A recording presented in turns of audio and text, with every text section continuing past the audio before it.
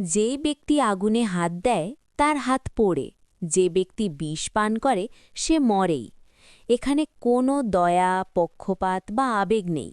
এই ফল নিরপেক্ষ ও কঠোর নিয়ম, যেমন কর্ম তেমন ফল।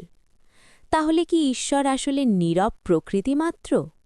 মানুষ ভাবে যেহেতু ঈশ্বর থামিয়ে দেন না, শাস্তি দেন না, বাঁচান না, তাই তিনি নীরব। কিন্তু নীরবতা মানেই অনুপস্থিতি নয়। ঈশ্বর প্রকৃতির নিয়ম ভেঙে হস্তক্ষেপ করেন না, কারণ নিয়ম ভাঙলে ন্যায় নষ্ট হবে, কর্ম ও দায়িত্ব অর্থহীন হয়ে যাবে, মানব জীবনের শিক্ষা অসম্ভব হবে। তাই ঈশ্বর শাসক, কিন্তু স্বেচ্ছাচারী নন। তিনি আইন তৈরি করেছেন, কিন্তু আইন ভেঙে পক্ষপাত করেন না। কিন্তু প্রকৃতি ঈশ্বরের নীরব বিধান এবং তাঁর অধ্যক্ষতায় পরিচালিত।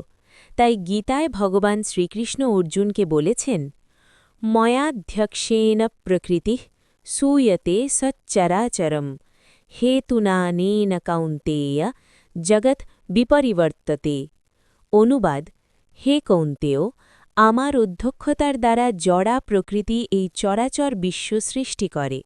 প্রকৃতির নিয়মে এই জগৎ পুনঃ পুনঃ সৃষ্টি হয় এবং ধ্বংস হয়। এখানে স্পষ্ট বোঝা যায় প্রকৃতি অন্ধ বা স্বয়ংসম্পূর্ণ নয়। সে কাজ করে ঈশ্বরের অধীনে, কিন্তু অনুভূতিহীনভাবে, যন্ত্রের মতো। অর্থাৎ ঈশ্বর নীরব প্রকৃতি নন, প্রকৃতি ঈশ্বরের নীরব আইন। অপরদিকে যে ব্যক্তি কেবল প্রকৃতির নিয়মে আবদ্ধ থাকে সে কর্মফলেই ঘোরে, আর যে ব্যক্তি ঈশ্বর চেতনায় উন্নীত হয় সে ঈশ্বরের কৃপা লাভ করে।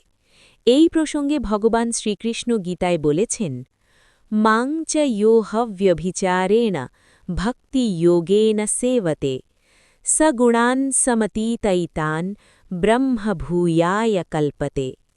অনুবাদ: যিনি ঐকান্তিক ভক্তিযোগ সহকারে আমার সেবা করেন, তিনি প্রকৃতির সমস্ত গুণকে অতিক্রম করে ব্রহ্মভূত স্তরে উন্নীত হন।